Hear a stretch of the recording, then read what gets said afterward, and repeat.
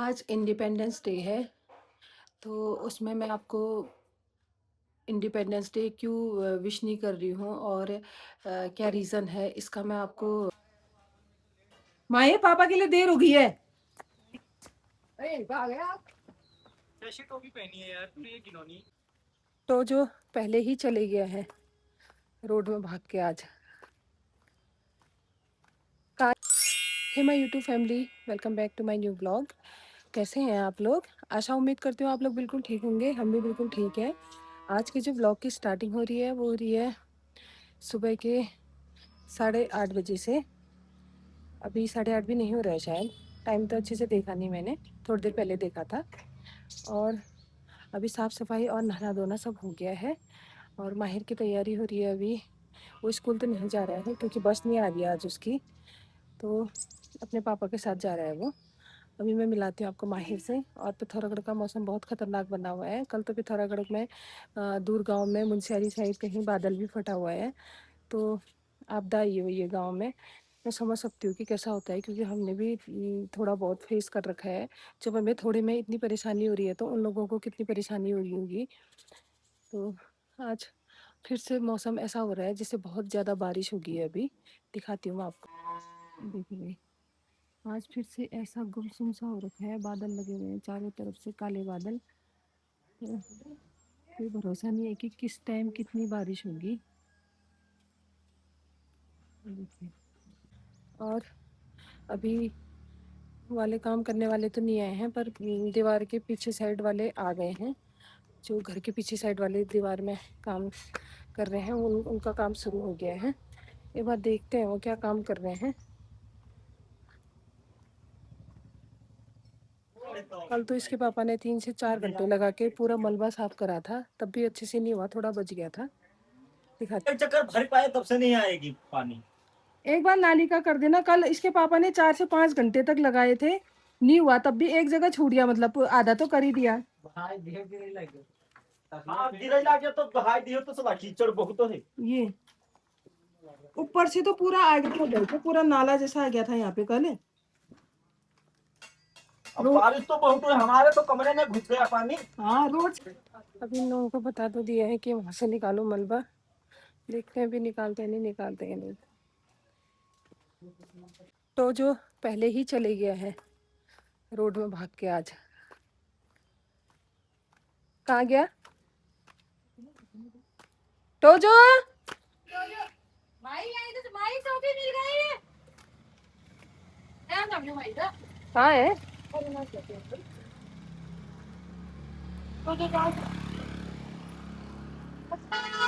तो जो भाग गया, नीचे पे नहीं आया था, ऊपर पे ही आया था वो। माहिर यहाँ पे रेडी हो गया है और इसको कैप पहनने का बहुत शौक है। माहिर पापा के लिए देर हो गई है। अरे कहाँ गया आप? कैसी टोपी पहनी है यार तूने, ये घिनौनी। कलर ही वैसा है उसका।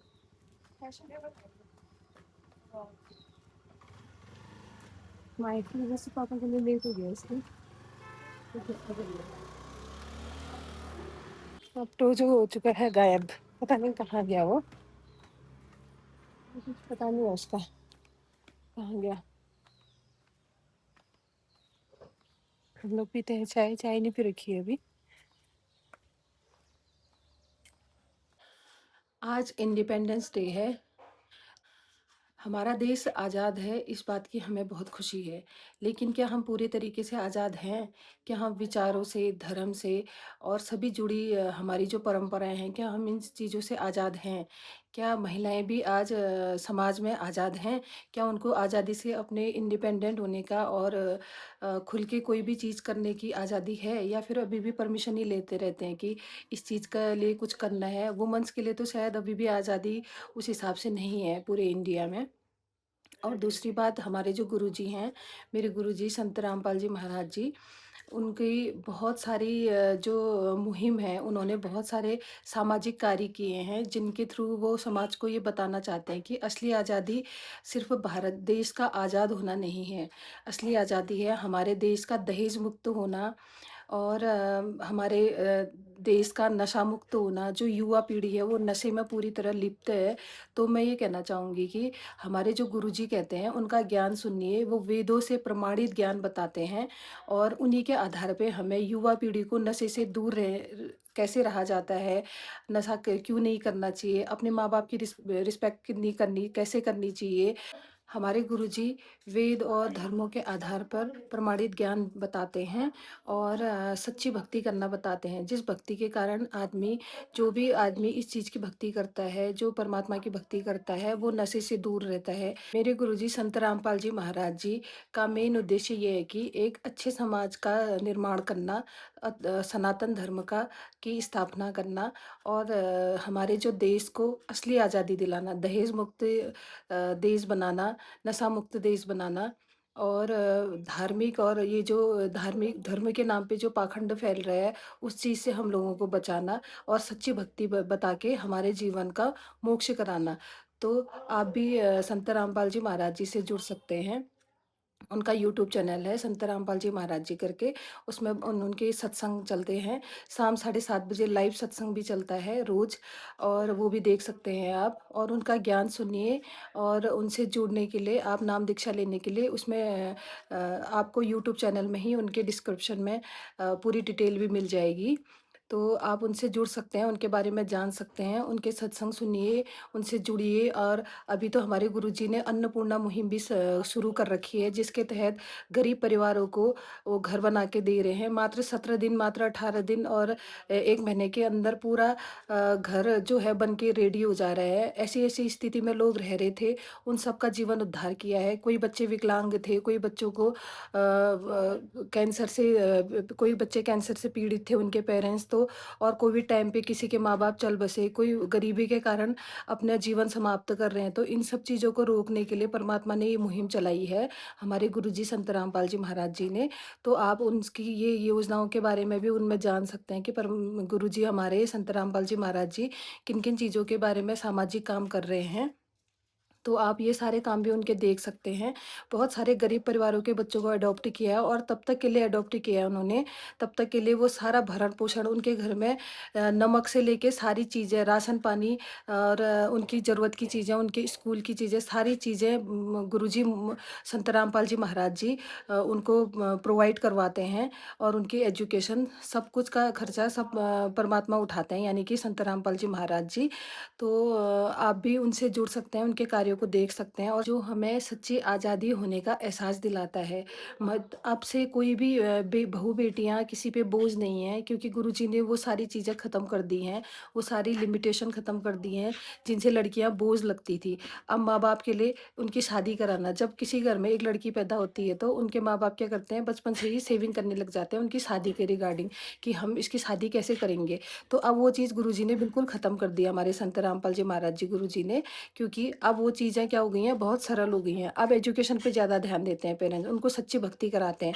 और जिस घर भी गुरुजी की कृपा से, संत रामपाल जी महाराज जी की कृपा से, जिस घर में भी गुरुजी की दया से शादी होती है, वो लड़की बहुत सुखी रहती है और सुखी जीवन व्यतीत करती है। और संत रामपाल जी महाराज जी से नाम दीक्षा लेके हमारे जीवन में तो बहुत सारे बदलाव हुए हैं। और जो ये परेशानियाँ दिख रही हैं, जो भी चीज़ें हो रही हैं, इन चीज़ों का होना इस लोक में कॉमन है, क्योंकि ये काल लोक है और काल लोक में ये सब चीज़ें चलती रहती हैं।